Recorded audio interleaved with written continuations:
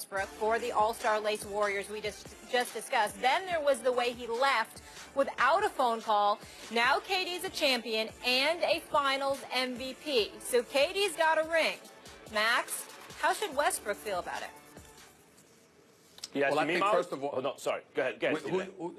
I think Westbrook. I think it's a situation where Westbrook really has to look in the mirror. In a couple of weeks or so, he's probably going to be crowned league MVP. And those individual awards are things that he's clearly deserving of. He is a superstar talent, one of the top 5 talents in the entire NBA as far as I'm concerned. His athleticism is off the charts. He's the most athletic point guard we've ever seen in NBA history. But clearly, without it being said, the knock on him was you couldn't win with him even if you were Kevin Durant, because as Matt Barnes was once quoted as saying to KD, the only person that can stop you is Russell Westbrook. And so if you're Russell Westbrook, you have to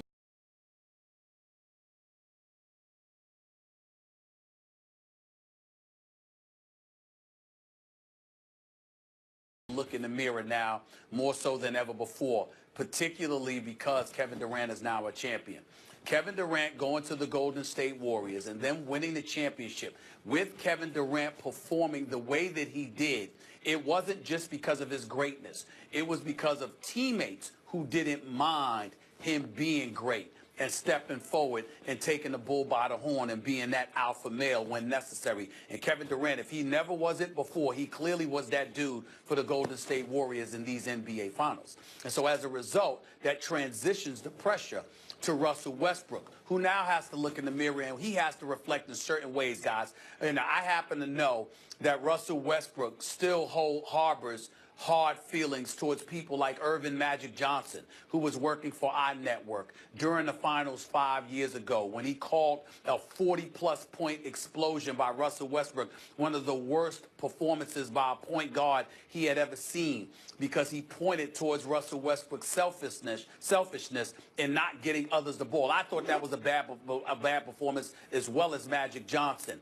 But it was just a performance in that particular game. It doesn't take anything away from the greatness of Russell Westbrook. What happens is I'm told that Russell Westbrook still harbors hard feelings towards a Magic Johnson and others because they had those opinions years ago. He's a different kind of cat. So if you're going to be that way, you can get away with it when you do everything to debunk it. But when you have somebody like Kevin Durant, who appears to have validated those assertions about you, now that he's a champion and you're not, Max, you have to look in the mirror if you're Russell Westbrook and say, okay, I've established my greatness as an individual. Now I got to take this to another level in terms of being the leader I need to be. That was also my first reaction. I mean, I just said in the previous debate, Stephen A., that LeBron James is, one of the effects of LeBron James is that you have a super team in Golden State, because how do you overcome LeBron James? That was a huge factor, I believe, in Kevin Durant going to Golden State. Got to overcome the king. But another factor, as I've always said, is the second biggest one, I think, is Durant kept hearing so much about who's alpha, who's beta, who takes the last shot, who's going to play hero ball, all these, who's the closer, all these things. And as I've said, you know who takes the last shot on the Golden State Warriors? The open man. And Durant looked at that and said, that's how Durant wants to play basketball. And if he's the open man and he has the best chance to hit it, then he'll get the ball. And if his teammate is, then his teammate will. But you don't have to answer questions about it after the game and have it put in your head that, oh, the other guy's somehow stopping you. So I think there is something to what you're saying, and I've made that point also. But then I considered this, Stephen A., and I want you to consider it too. Last year, in the Western Conference Finals, the Oklahoma City Thunder looked for all the world for most of that series against Golden State like they, and not the Warriors or the Cavs, were the best team in basketball. Now, we know it didn't work out that way. We can argue about how you define a choke, but Westbrook and Durant did not play well when they needed to. They weren't their normal, excellent selves in games, you can argue, 6 and 7 when they needed to, and they lost narrowly in a classic 7-game Western Conference Finals that just about matched the finals that year, Game 7 that year. I went to both Game 7s just as a fan because I was so interested in the games. That's how epic they were. You lose that narrowly, you're very, very close. And what happened after that? They lost Kevin Durant. He just got peeled off that team. And as you have pointed out, Stephen A., it's not just that he left that team, it's that he joined the other team. So do this thought experiment.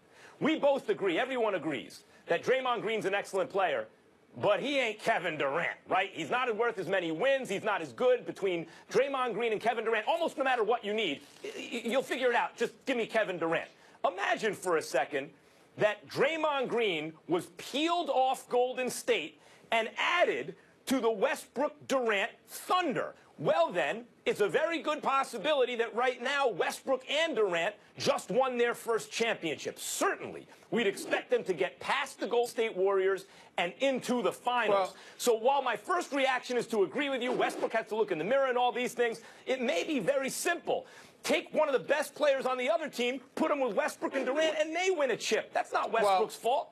Whoa. I'm not saying it's Westbrook's fault. I'm saying that's the narrative that was circulating league-wide. I'm a fan of Russell Westbrook. I've religiously said he could play on my team every day. As temperamental as he can be, he's just a different kind of cat. But that works for him, so be it. A matter of fact, I'm the guy that points the finger at OKC management for exactly the reasons that Isaiah Thomas so adroitly pointed out on our show when he met us in San Francisco, in Oakland, just a couple of days ago. When you look at OKC and Ibaka's gone, and Harden's gone, and Reggie Jackson's gone, and ultimately Kevin Durant ends up walking out the door. This is a problem that OKC needs to address. We don't bring up the name Scott Brooks enough. Scott Brooks did a very good job in the nation's capital this year, but he didn't do a great job in Game 7. Kelly Oubre not playing a single minute, that makes no sense whatsoever. It seemed like the panic button was pushed by a guy I happen to like, which is Scott Brooks, because when times got tight, it wasn't just a couple of players that got tight.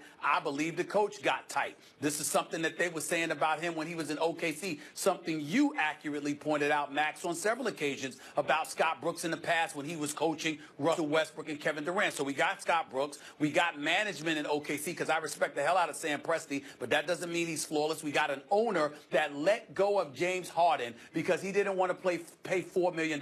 Not $4 million extra per year, a grand total of $4 million he didn't want to come up with, and ends up losing James Harden. So we know that, but it doesn't negate the fact that if you're Russell Westbrook and you're sitting here today looking at Kevin Durant capture a championship and talk about the chemistry, the selflessness, the togetherness, etc., he's essentially saying he's never had it this good. He never had it like that before. And if you're Russell Westbrook, you want to take something like that, and you got to figure out a way to make sure that that's something that can never be alluded to you again, because you're getting numbers, but are you winning? That's the question. Yeah, this is going to make a great 30 for 30 one day. Yes, I agree with you there. We've got a great 30 for 30 to discuss a little later in the show, gentlemen, but we've got much more to get into. Coming up on First Take, just getting started here. The Clemson Tigers visited Donald Trump at the White House this week. But what does it mean if the entire Warrior squad decides to skip it?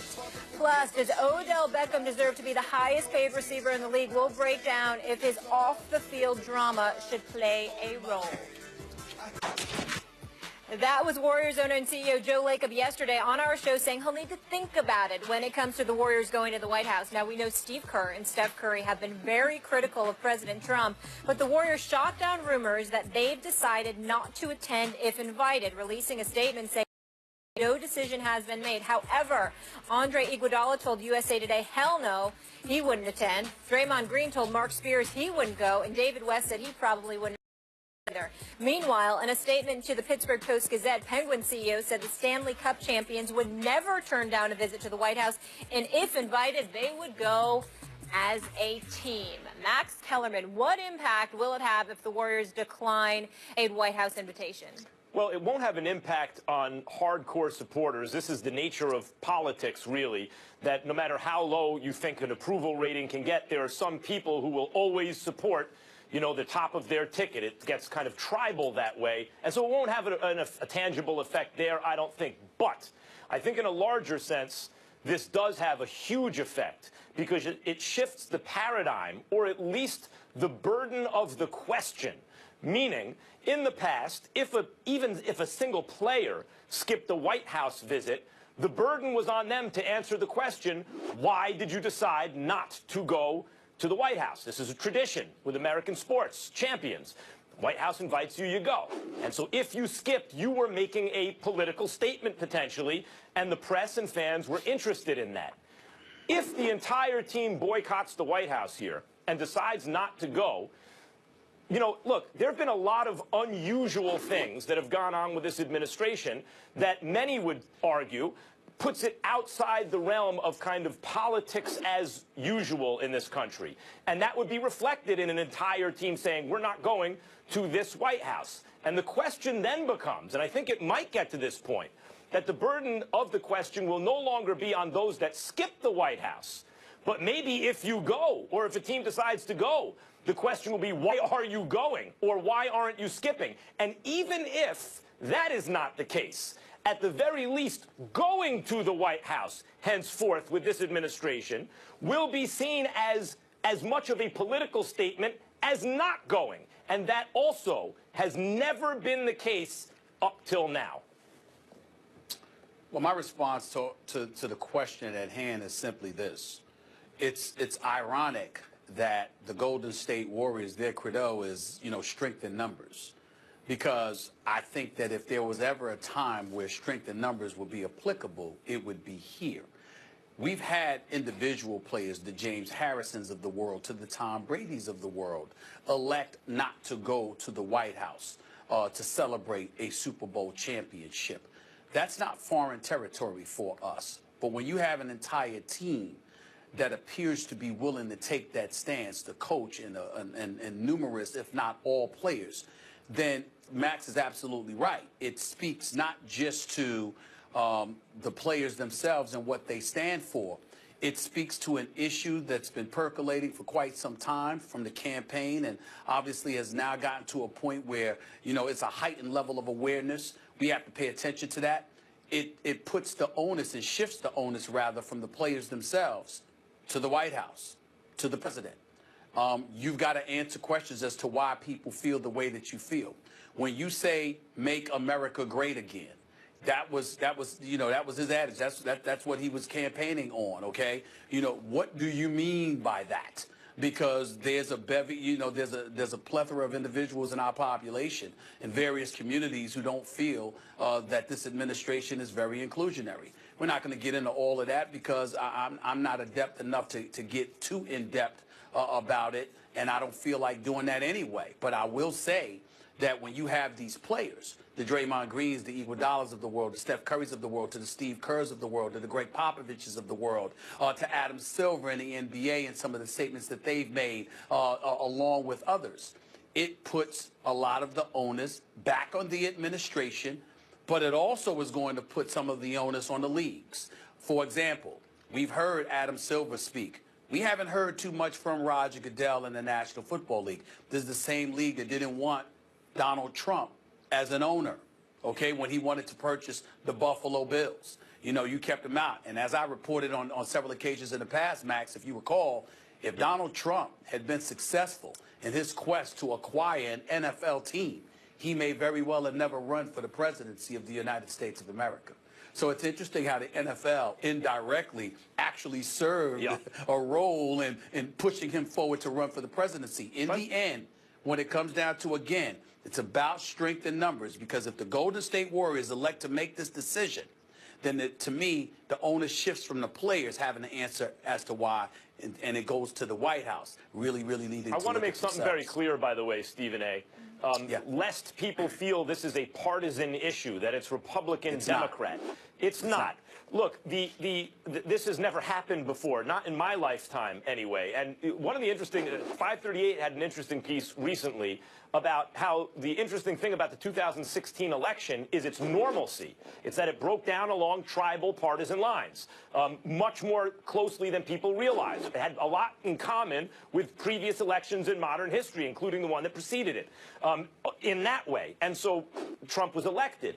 But what's happened since then, even you could argue during the campaign, but certainly since then it's been reinforced, and we don't need to get too deep in the weeds, Russian meddling and all these kind of things, but it's that there's a sense among most, the disapproval rating is very high, the approval very low, that what is happening right now is outside of the norms of American politics. And so this response by teams is their way of saying, wait a minute, this is not just partisan, I do or don't agree with President Obama or Reagan or Clinton or Bush. That's not what this is about. This is about us saying, wait, this is not partisan. What we're seeing here is outside of the norms of American politics and tradition, and therefore our response, which is to completely boycott the White House, is also outside of the norm of our traditions. Stephen A., I have a question for both of you based on that, though. If it's outside of the norm, and they've been outspoken, very Steve Curry, on their discuss with our president, so why aren't they coming out and saying we're not going to attend? Why are they saying they haven't made a decision? Like, what's the point of that? Because they just won the championship.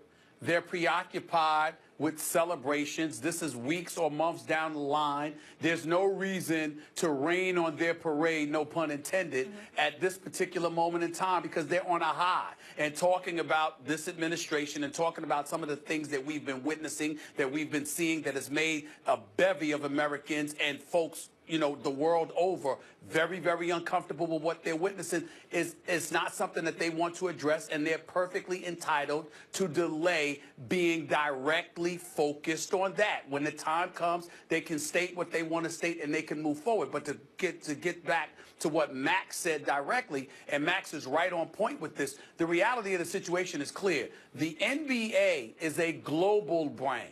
Yes, it emanates from here, from America, but it's a global brand. You have players from all over the world coming to play for the National Basketball Association.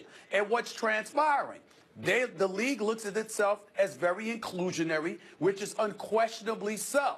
You have a lot of people not looking at this particular administration in the same light. So it's not representative in a lot of people's eyes of what America is supposed to be about, certainly not what the National Basketball Association is all about. And I think the Warriors, boy, you know, refusing to go to the White House, if they so choose to do so, I think that will make a very, very profound statement, particularly if it's done as a complete organization, because that truly does mean there's strength in numbers, because it will have a profound effect. Yeah, I'd be shocked if any of them went. We'll leave it there, gentlemen. Great discussion. When we come back, Odell Beckham is denying he skipped OTAs over